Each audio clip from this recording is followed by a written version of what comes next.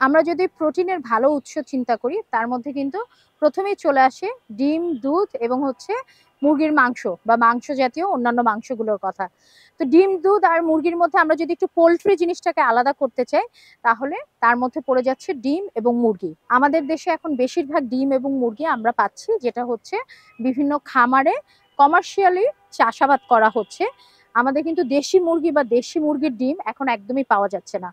মুরগির ডিম, হাঁসের ডিম অথবা কোয়েলের ডিম যেটাই আমরা খাই, আমাদের কিছু প্রিজার্ভ করার কিছু প্রসেস ফলো করতে হবে। না হলে এই যে গুড সোর্স অফ প্রোটিন হিসাবে আমরা যে মুরগি এবং হচ্ছে ডিম খেতে চাই, এটা কিন্তু পুরোটা আমরা পাচ্ছি না। মুরগি আর ডিমের জন্য আমাদের কি হয়, আমরা সবগুলো এসেনশিয়াল অ্যামাইনো অ্যাসিড পেয়ে যাই এই হচ্ছে প্রোটিনটা থেকে। এবং প্রতিদিনের একটা খাবার যদি আপনাকে একটা প্রোটিনও যদি ইনক্লুড করতে বলা হয়, প্রথমেই সেটা ডিমের কথা কিন্তু চলে আসে। এখন প্রিজার্ভ করার জন্য প্রথমেই আমরা বলবো যে আসলে ডিমটাকে যখন আপনি বাসায় নিয়ে আসলেন, সেটা গ্রাম হতে পারে অথবা শহরে। শহরে বা গ্রাম যেখান থেকেই নিয়ে আসেন, এই ডিমটাকে আপনার অবশ্যই ভালো করে পানি দিয়ে ধুয়ে সংরক্ষণ করতে হবে।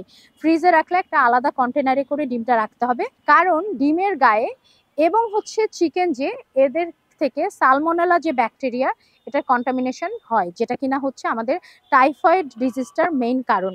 তো এই সালমোনেলা ব্যাকটেরিয়ার এই প্রকোপটাকে কমানোর জন্য আমরা যখন ডিমটাকে নিয়ে আসবো, ডিমের গায়ে যে বিভিন্ন ময়লা লেগে থাকে যেখানে এই ধরনের ব্যাকটেরিয়া থাকতে পারে, সেই জিনিসটাকে আমরা টোটালি পরিষ্কার করে একটা আলাদা বক্সে আমরা হচ্ছে সংরক্ষণ করব ফ্রিজে। আর মুরগির ক্ষেত্রে মুরগিটাকে অবশ্যই বলি আমরা যে বাজার থেকে স্কিন ফেলে দিয়ে আমরা যখন কিনে নিয়ে আসি, এটাকে অবশ্যই বড় টুকরো করে ২টা বা ৪টা টুকরা করে ভালো করে ১ থেকে ২ বার ধুয়ে একটা ঝুড়িতে, ফুটা ঝুড়িতে পানি ঝরিয়ে আপনি এয়ারটাইট একটা প্যাকেটে শুকনা করে এটাকে তুলে রাখেন।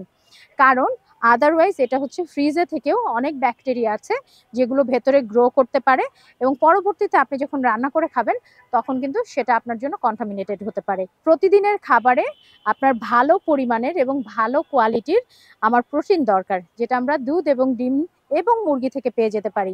সুতরাং এই ডিম এবং মুরগির সংরক্ষণটাকে আমরা সচেতনভাবে করি, এবং যাতে কোনো ধরনের ব্যাকটেরিয়ার কন্টামিনেশন আমার ফ্যামিলি মেম্বাররা না পায়, সেটাকে এনশিওর করি।